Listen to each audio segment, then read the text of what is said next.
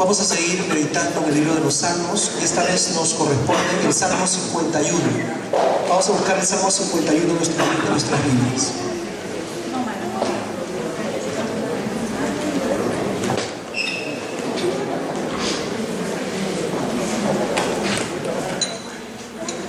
Salmo 51, por favor.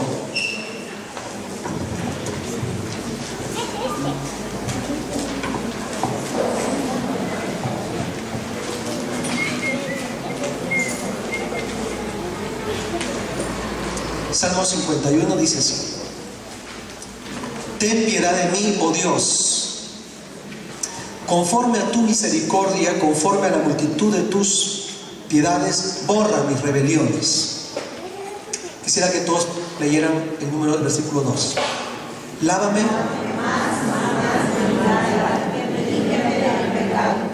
porque yo reconozco mis rebeliones y mi pecado está siempre delante de mí. El 4.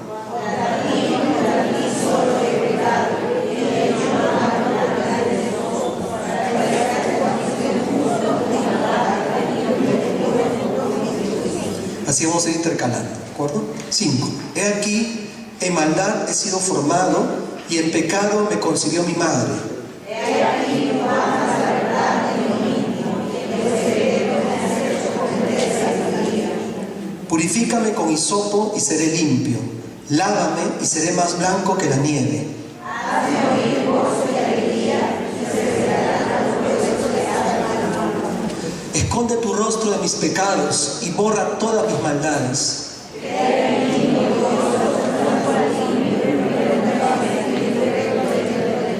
No me eches de delante de ti y no quites de mí tu Santo Espíritu.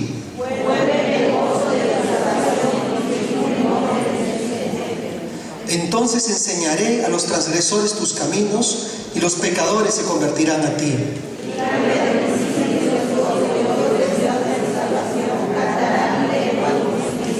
Señor, abre mis labios y publicará mi boca tu alabanza.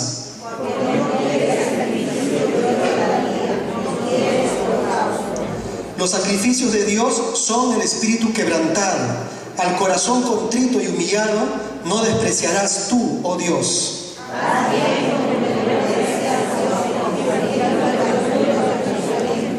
Entonces te agradarán los sacrificios de justicia, el holocausto u ofrenda del todo quemada. Entonces ofrecerán becerros sobre tu altar. Amén. Señor, bendiga su palabra. Las semanas anteriores hemos hablado acerca de 2 salmos que dentro de la multitud de los 150 salmos que tenemos en la Biblia constituyen aquellos en los que quizás uno se pueda identificar un poquito más, sin dejar de ser el resto de los salmos palabra de Dios, palabra bendita para nuestra alma. La primera semana hablamos acerca de aquel clamor tremendo del salmista, el Salmo 22, donde decía: Dios mío, ¿por qué me has desamparado? Decíamos que muchas veces tenemos esa sensación en nuestra vida. No está mal sentir esa sensación, porque a partir de ella podemos descubrir a un Dios que es capaz de estar con nosotros en toda situación. La semana pasada hablamos del Salmo 23, y el Salmo 23 es el Salmo de la confianza, es el Salmo de esa declaración que nos dice que Dios está al cuidado de nosotros. Dios está en todo tiempo también en nuestras vidas y es capaz de darnos esa paz profunda que nadie en el mundo puede darnos sino solamente Él. Pero es también aquel que está con nosotros en momentos de mayor ansiedad, tristeza y angustia, ese valle de sombra y de muerte. Pero a la vez también es el Dios que sabe recompensar y que sabe darnos lo mejor, aún a pesar de estar rodeado de nuestros enemigos. Decía el Salmo 23: has preparado un banquete para mí en presencia de mis angustiadores, mi copa está rebosando. Qué precioso es saber que nuestro Dios no está lejano, sino que podemos decir que Él es nuestro pastor, ¿no es cierto? Nosotros no adoramos a una fuerza impersonal, a un ente, algo extraño, raro, sino a un Dios que es persona y que es capaz de caminar con nosotros en nuestra vida, lo cotidiano en nuestra vida. El día de hoy vamos a hablar del Salmo 51, que yo creo que es un salmo con el cual nos podemos identificar perfectamente, porque es el salmo del pecador. Es el salmo del pecador que se enfrenta al horror de su pecado y encuentra en Dios el perdón y la reconciliación. del perdón y la reconciliación, porque la verdad es que cuando fallamos, cuando cometemos un pecado, y de esos que nos parece horrendos, aunque todos no dejan de serlo, a veces tenemos una sensación de que ese pecado no se puede perdonar nunca. Posiblemente una de las cosas más difíciles para aquel que ha entregado su vida al Señor y ama al Señor es: ¿cómo salgo de este hoyo de pecado en el cual me he metido? ¿Cómo hago para resarcir mi falta? ¿Cómo puedo hacer para recuperar un estado anterior de bendición y un caminar con mi Señor? Y si tú amas a Dios, tú estarás de acuerdo con esto que digo, porque puede ser que el inconverso no sienta poca culpa o ninguna culpa ya en estos tiempos por las cosas que hace, pero el cristiano, el que ama a Dios, el que ha procurado vivir para el Señor, cuando peca, cuando ofende a Dios, en verdad muchas veces se sume en un estado de tristeza, de angustia y de pena, el cual no puede superar muchas veces. Porque también es verdad, por otro lado, que aún conociendo a Dios como lo hemos conocido, posiblemente no le conozcamos en toda su inmensidad y pensemos que aun cuando alguna vez Él nos perdonó y nos dio nueva vida, ahora Él nos va a amar solo si hacemos bien las cosas y nos olvidamos que Dios sigue siendo Dios de gracia y misericordia. Y este salmo es el salmo de todos nosotros. Es el salmo que yo te diría que tú leas y ores cuando sientas que no tienes perdón. Es el salmo que debes de leer cuando pienses que Dios está lejos de ti y que no te quiere perdonar, porque más bien lo que hará este salmo es quitar esa mentira de tu mente y sembrar la palabra del Señor. Pero este salmo entonces nos da una estructura de cómo hacer para recuperar nuestra comunión con Dios. ¿Cómo debo hacer? ¿Qué cosas debo hacer para recuperar mi comunión con Dios? Y entonces, los primeros versículos, quiero que noten algunas palabras que son interesantes. Dice en los primeros versículos el rey David, dice allí: borra mis rebeliones. Noten la palabra, mis rebeliones. ¿Qué está pidiendo? Que borre sus rebeliones. Dice: lávame más y más de mi maldad. ¿De la maldad de quién? La mía, la suya en ese caso. Borra mi maldad. Luego dice: límpiame. ¿De qué? De mi pecado. El 3. Yo reconozco mis rebeliones. ¿Se han dado cuenta en qué he estado haciendo énfasis? ¿No es verdad? En que un primer aspecto importantísimo para volver a retomar un caminar pleno con Dios, lleno de gozo y de alegría, es reconocer, es un reconocimiento profundo de haber pecado. O sea, si yo estoy lejos de Dios y mi espíritu está apagado y yo no reconozco que la razón de esa situación proviene de mí y comienzo a echarle la culpa a los demás y comienzo a decir que es por tal situación o por tal circunstancia que yo no estoy bien con Dios, jamás recuperaré el gozo y la alegría que Dios tiene para mí como su hijo. Vivimos en un tiempo en el cual nos cuesta reconocer nuestros errores y nuestras fallas y hemos eliminado totalmente la palabra pecado de nuestro diccionario. Pero en realidad esta eliminación y esta excusa que tenemos para todo lo que hace es que pone una enorme barrera entre nosotros y Dios, porque el primer paso para que la vida sea transformada es reconocer que estoy en una situación caótica, una situación abrumadora y triste por mis pecados, por mis rebeliones, por mis faltas. Y entonces David en este salmo empieza a decirnos: ¿quieres recuperar la comunión con Dios? ¿Quiero yo recuperar la comunión con Dios? Pues en primer lugar voy a ser honesto y sincero con Dios y voy a decirle: Señor, son mis pecados, son mis faltas, son mis rebeliones, las cosas que he hecho mal, las que me tienen en esta situación. Sí, puede ser que esa mujer Betsabé con quien él pecó haya sido muy linda y muy preciosa, o puede ser que sus mujeres o su situación le haya empujado a pecar contra Dios, pero esa no es la razón principal que hay que llevar a Dios. Lo que hay que llevar es: Señor, hago un examen profundo en mi corazón y yo soy el culpable de que no tenga gozo y alegría en mi vida. Nosotros somos como Adán muchas veces. Cuando viene el Señor a Adán a preguntarle qué es lo que ha hecho, ¿qué le dice Adán? Es que la mujer que me diste, ¿no? Y ese pecado, dicho sea de paso, hasta hoy en día es muy común, ¿no? Uno le pregunta a un esposo: ¿y qué te pasó? Es que la mujer. Entonces le echamos la culpa a la mujer. ¿Y la mujer qué dice? La serpiente. Ustedes han escuchado a sus hermanos que a veces tú le dices: hermano, ¿qué pasó? Y dice: es que el diablo me hizo pecar. O sea, como que el diablo le ha sacado un revólver, le ha puesto en la cabeza y le ha dicho: peca, peca. No, nadie nos obliga a pecar. El diablo no obliga a nadie a pecar, puede tentar. Las circunstancias que vivimos pueden ser difíciles, pero quien decide correr tras el pecado es uno mismo. Y entonces tenemos que reconocer esto de aquí, tenemos que reconocer. A mí, a veces francamente, me duele y me choca ciertas situaciones que aprecio como pastor. Quien tiene el Espíritu Santo y peca contra Dios no puede estar en paz. Quien no tiene el Espíritu Santo, aunque se llame cristiano, peca y está de lo más tranquilo. Está de lo más tranquilo. No hay conciencia de pecado. Por lo tanto, no hay reconocimiento del mal que se ha hecho. Y por consecuencia, no hay comunión con Dios y no puede haber transformación. Dice la Biblia que es el Espíritu que nos redarguye de pecado.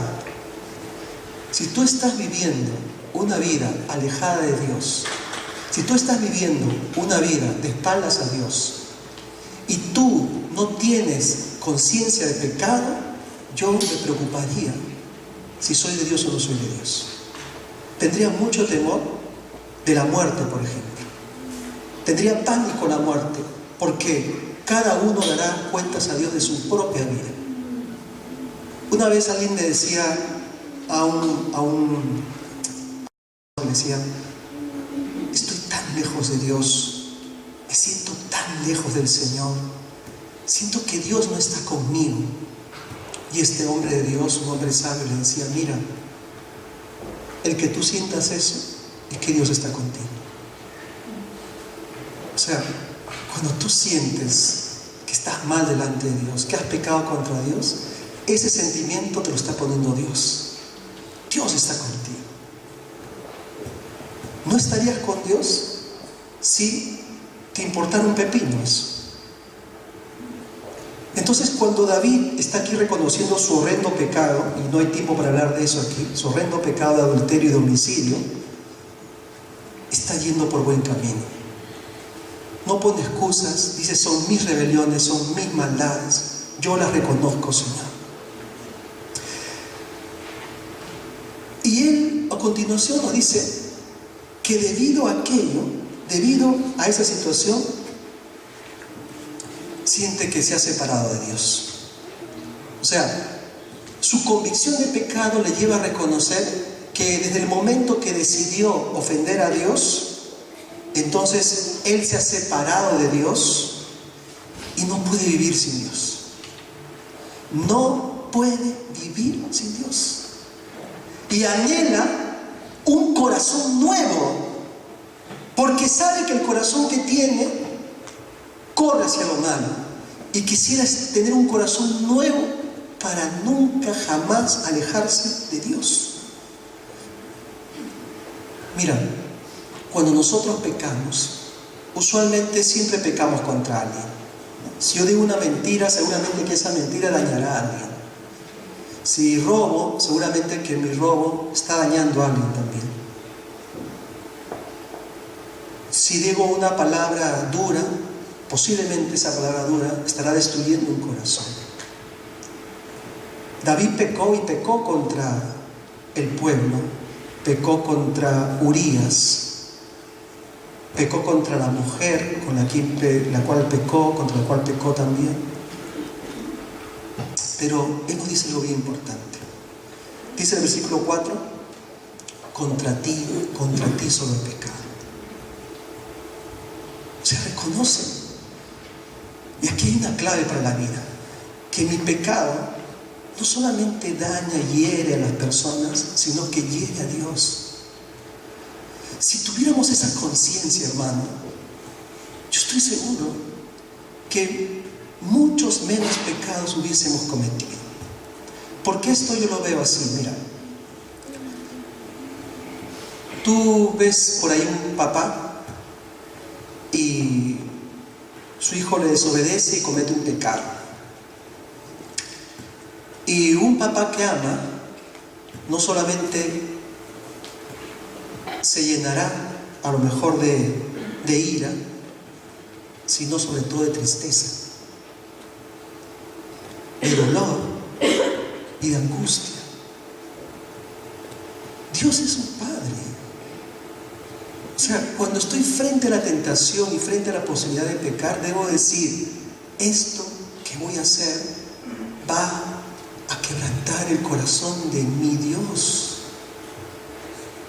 Contra ti solo he pecado y he hecho lo malo delante de tus ojos. Es decir, en ese momento mi pecado, tú, Dios, estabas mirando, eras testigo. O sea, esto es algo tremendo, porque Él se da cuenta entonces que eso ha destrozado el corazón de Dios y ha producido separación de Dios. Él le ha dado las espaldas a Dios. Es algo como que si yo tuviera entre mis manos mi pecado a punto de cometerlo y está Dios mirándome, entonces yo hago esto, pero lo hago. Y entonces me separo de Dios. Y esa separación le produce angustia.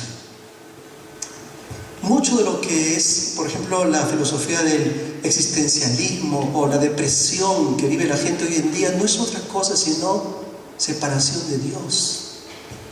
Pena por estar lejos de Dios.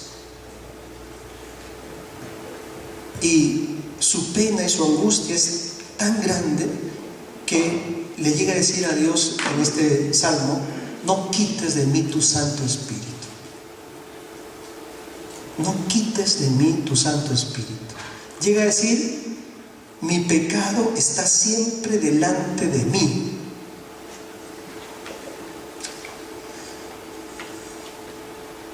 Hay una canción muy bonita que a mí me gusta escuchar y esta canción le dice a Jesús: ven, Señor Jesús, porque sin ti ya no respiro hondo,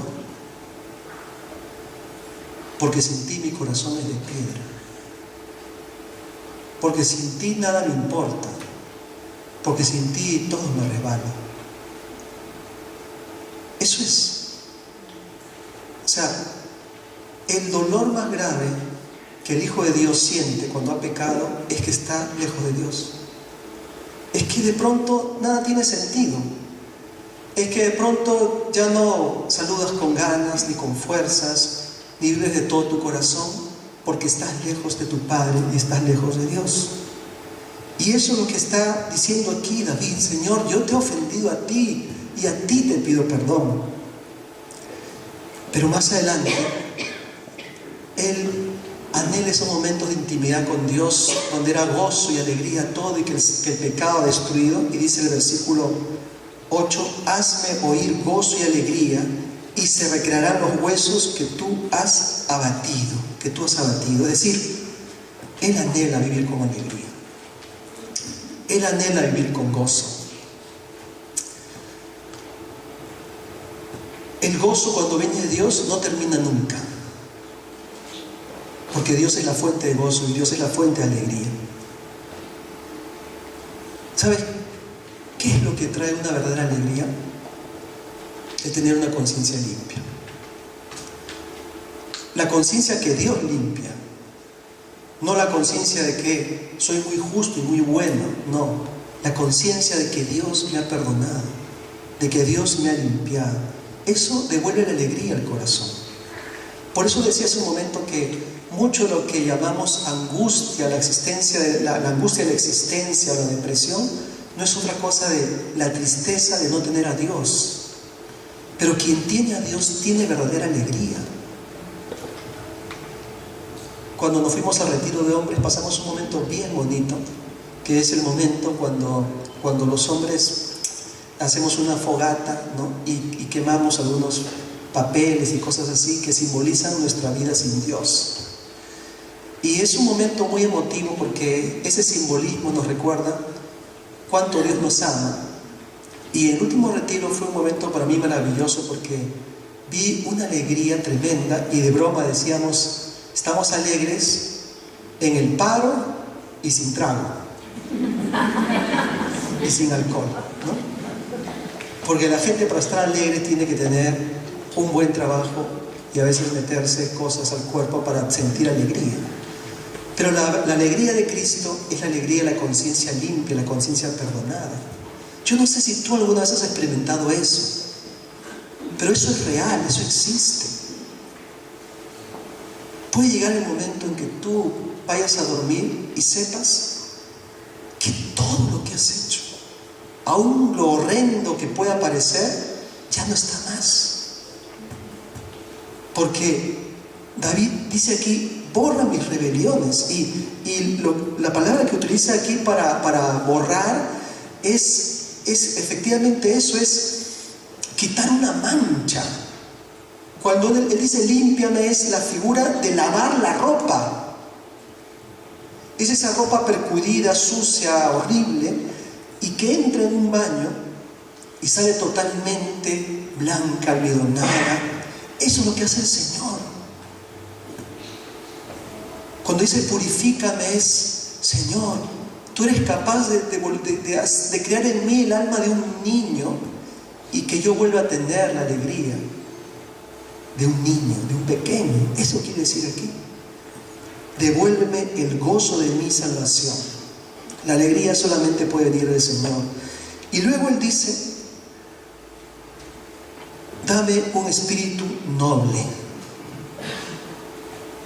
Porque tú seguramente ahora que estoy hablando dirás, bueno, sí, Dios es capaz de perdonarme todo, pero yo estoy seguro que volveré a hacer lo mismo o volveré a hacer cosas parecidas. Y entonces el perdón sería incompleto si no hubiera un cambio que Dios hace dentro de mí.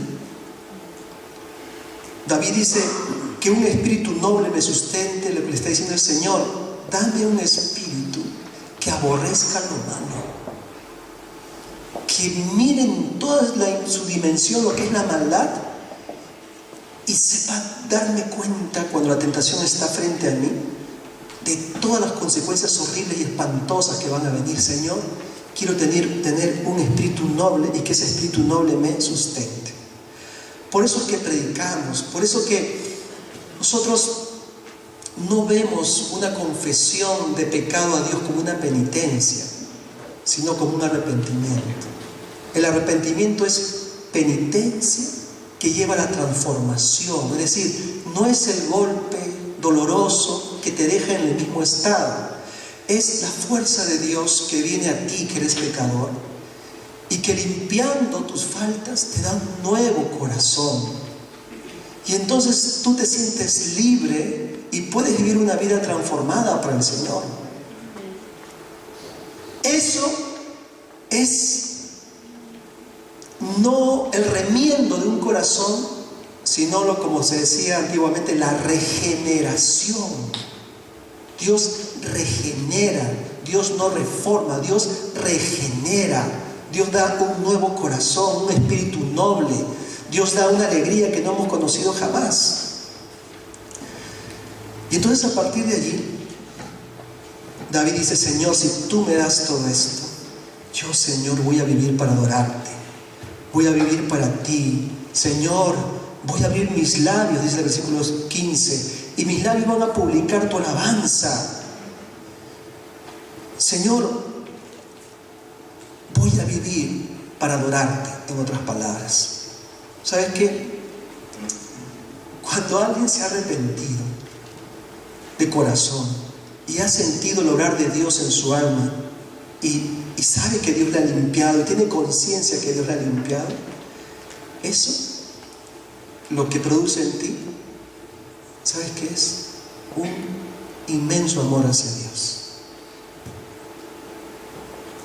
que no viene de ti, viene de Dios.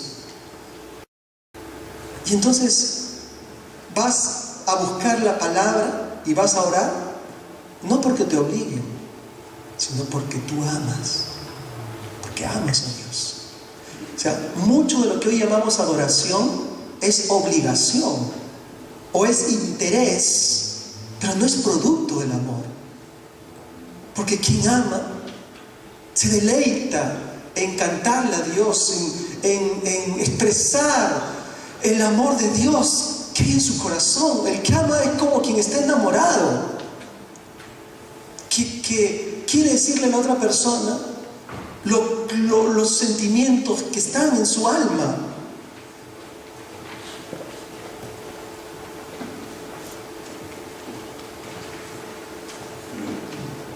El culto tiene que ser una expresión de mi amor a Dios. Ya lo dijo Jesús a los judíos: porque este pueblo de labios me honra, mas su corazón está lejos de mí. La alabanza a Dios, querido hermano, y la adoración a Dios es aceptable si está fundamentada en el arrepentimiento.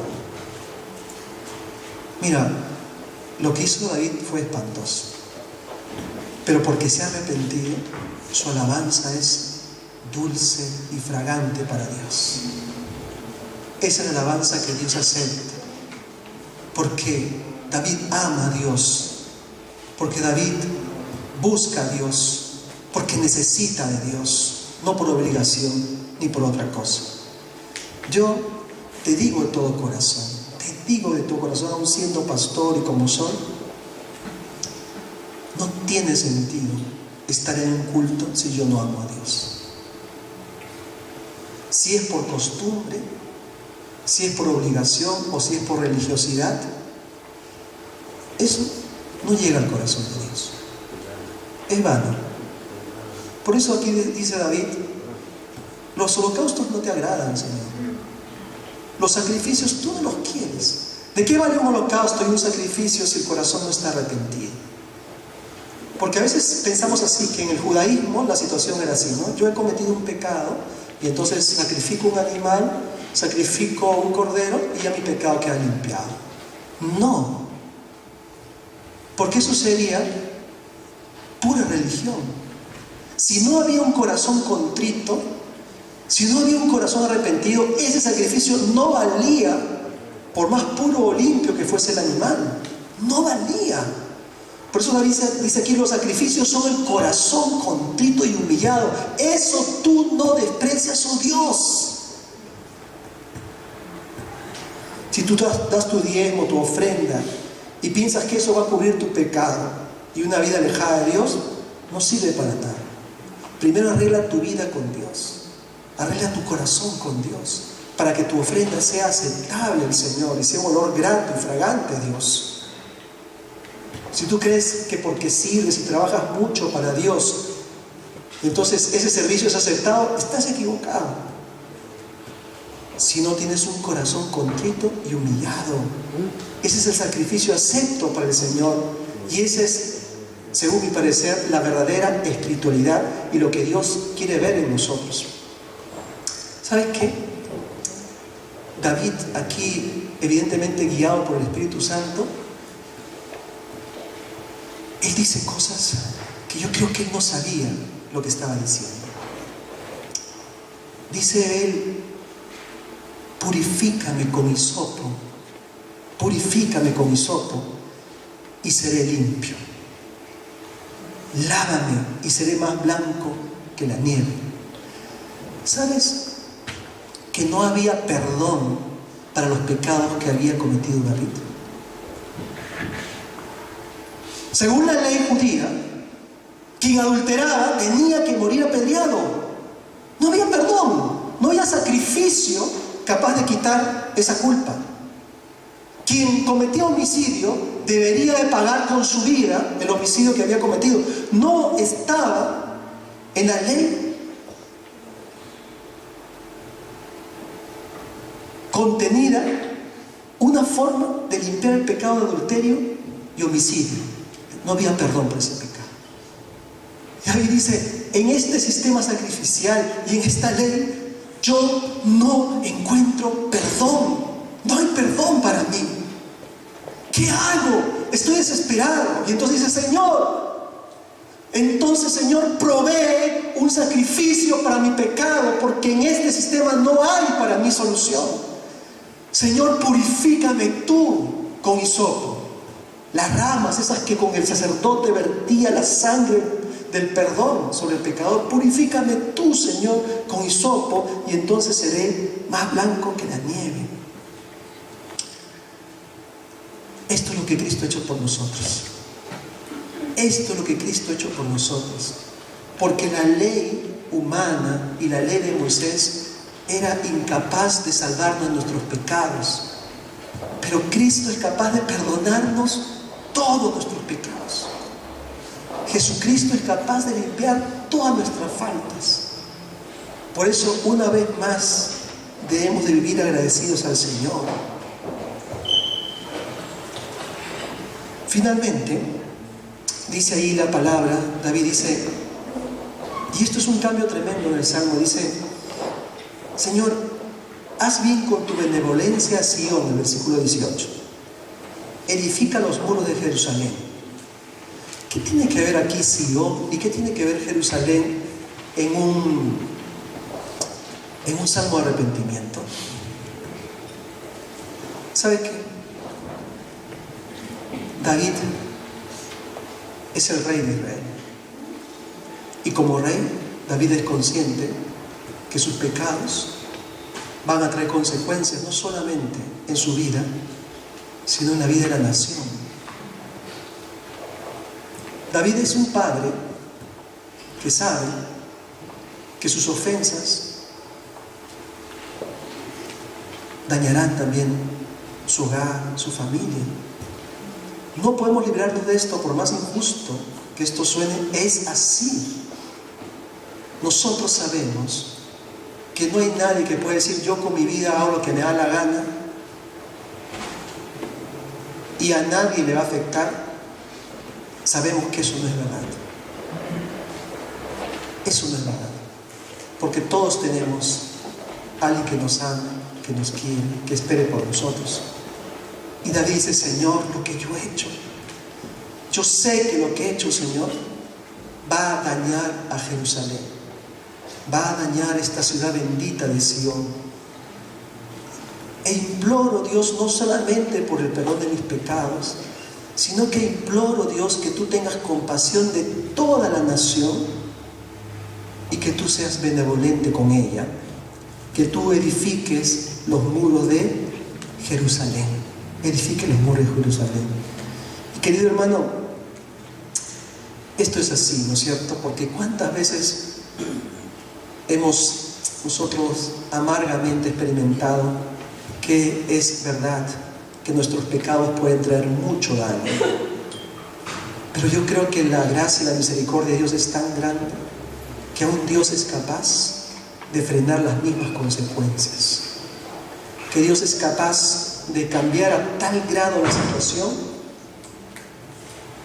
que nuestra familia, nuestros seres amados y nuestra nación no cosechen las consecuencias de nuestros errores, de nuestras equivocaciones. Pero hay que clamarle a Dios. Tú tienes que clamar a Dios. Los que ya somos mayores, seguramente que hemos cometido muchos pecados, errores, equivocaciones en nuestra vida y vemos que otros lo están pagando.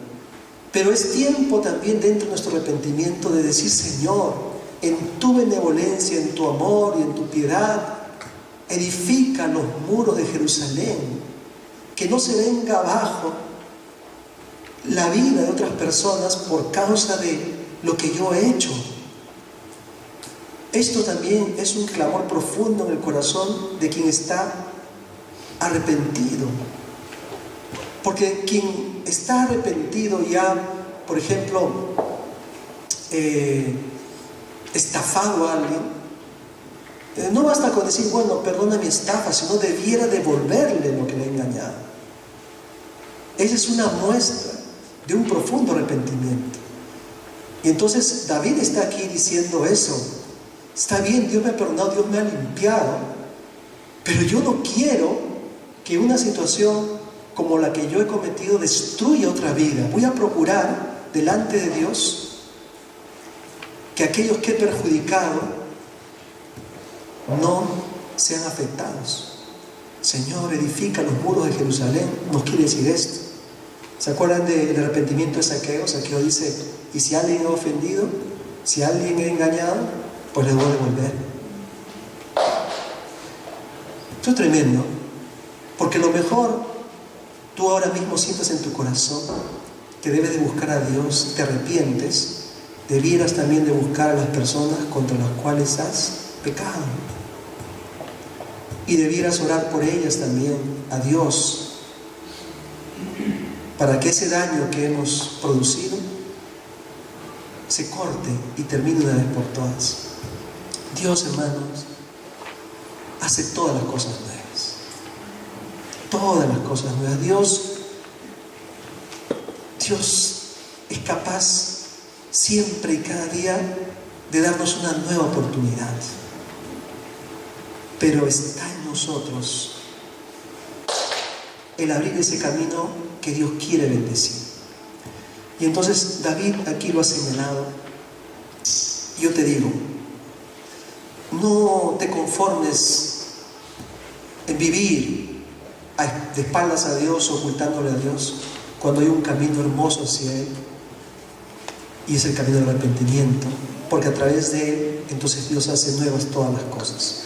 Termino con este versículo del Salmo 139 que dice así: examíname, oh Dios, y conoce mi corazón. Pruébame y conoce mis pensamientos. Y ve si hay en mí camino de perversidad, y guíame en el camino eterno. Examinémonos delante del Señor y busquemos si no hay en nosotros el camino de perversidad. Y si lo encontramos, que Dios nos guíe por el camino eterno. Vamos a orar.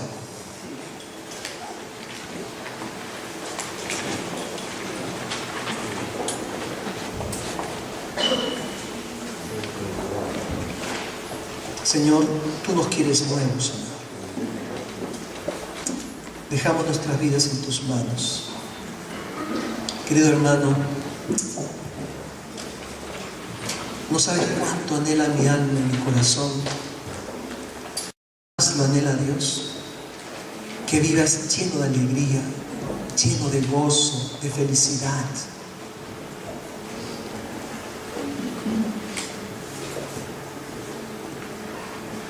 Pero has de ir a Dios y pedirle eso, limpieza, que te dé un espíritu nuevo, que te dé un espíritu quebrantado.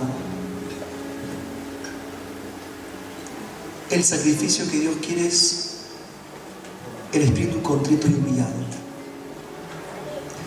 Nunca será rechazado por Dios quien va a Él con ese espíritu, aunque vaya manchado y sucio de pies a cabeza. Nunca será rechazado. Nunca.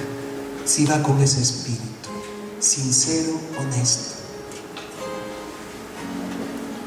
Ve a Dios con todo tu corazón.